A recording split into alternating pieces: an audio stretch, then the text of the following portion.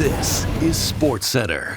Hey, I'm Marissa Berto, and the Edmonton Oilers continue to be one of the most puzzling teams in the NHL. And we saw that again Tuesday night as they came back from being down 3-0 to Buffalo, just to lose 4-3 in overtime, to fall to 4-4-2 in their last 10. This season has been a rocky one for Edmonton in so many ways. And although their play has been better as of late, they still find themselves 3 points back of the Kings in the Pacific. So the question is, what is going on? Well, you can't blame much on Connor McDavid, because he's kind of carrying this team with Leon Draisaitl. McDavid has multi-point games in 4 of his last 5 outings, and has jumped all the way up to second in the NHL in points. What he cannot do is stop pucks, and the defensive play and goaltending is just not reliable. But it has been better. In this 5-game stretch, Edmonton has given up 3 or more goals in a game just twice, which is an improvement. And their play on home ice is actually something to be encouraged by. But after Thursday's game against Detroit, the Oilers head on a 5-game road trip that could help define their season. Edmonton is under 500 on the road through 17 games, and their last lengthy trip at the end of November was a mixed bag with 3 wins, 2 in OT, 3 losses, and 1 OT loss. I just feel for Oilers fans because you go from making it to the Stanley Cup to dealing with this.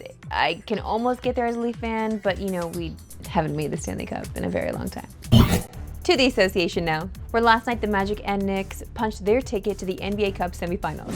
And tonight 2 more can join them. We're going to focus on the Thunder, who are hosting the Suns. And first we want to give a shout out to Shai Gilgeous-Alexander, who won the Northern Star Award as Canada's top athlete of the year.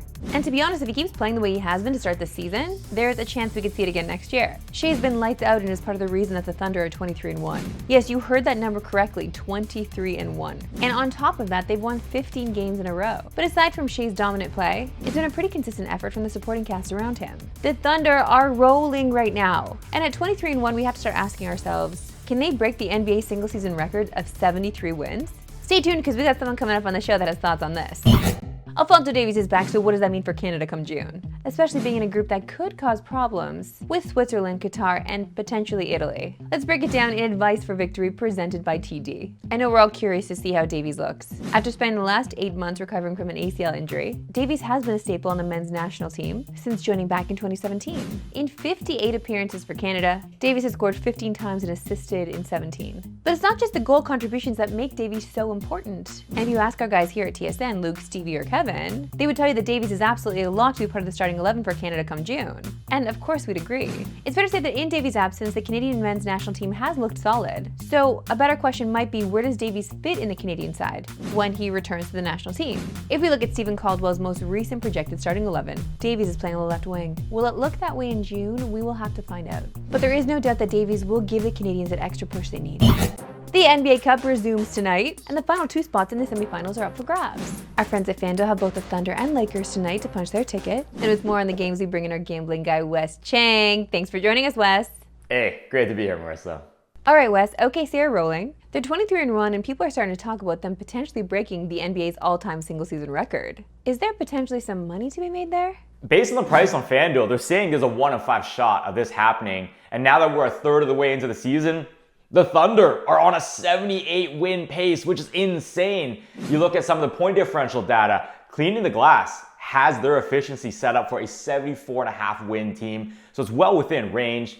That stat is what jumps up to me. They already broke the record last season. They're doing it by 3 more points this year. They're absolutely crushing teams.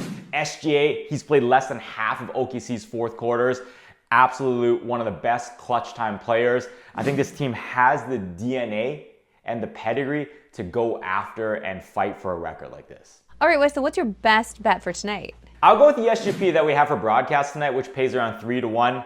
SGA has scored 30 or more points in 19 of 23 games this season. He's played in less than half of the 4th quarters. In a knockout game, he might have to do that, and I think this is a good spot for him.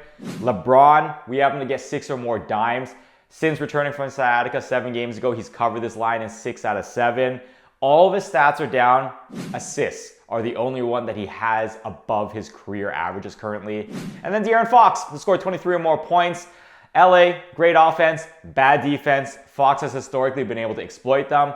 4 games against them last season, he averaged 28.5 points. He hit 26 or more in all 4. I think he wakes up for this game. Wes, thanks as always. Enjoy the games tonight. Hey. You too, Marissa. You can catch the Spurs and Lakers later tonight on TSN. Coverage begins at 10 p.m. Eastern, 7 p.m. Pacific. As soon as you finish watching this show, you need to head to Barnum's channel because there's a new quiz out And as you're about to see in this clip, some of the bar down crew's ages are put on display. Name 3 players still actively wearing the Bauer 4500. This man slumped into the seat because he knows one thing. That is an old man's helmet, and that is an old man sitting on that couch. I don't wear one because did? I used to. I can't find one that, like, because they're out of stock now. If I'm being honest, figure it out. My theory is I'm just going to try and guess like the oldest players in the NHL right now that are probably still using it. Older players in the NHL now are like John Tavares. He doesn't wear one of these helmets. First guy I'm going to go with, John Tavares. That's it. That's incorrect. Already wrong. Oh, man. I He's was a like, CCM guy. Oh, I guess I probably should have. Well, that was dumb. I know Ryan O'Reilly for sure uses the 4500 still. Ryan O'Reilly. That is one. Okay, yeah, so, and you know what, Sam's not even that old. He's like a regular millennial. Give us a break, okay? That's it for me today. I'm Sarah Pickett, Pacific. Have a good one.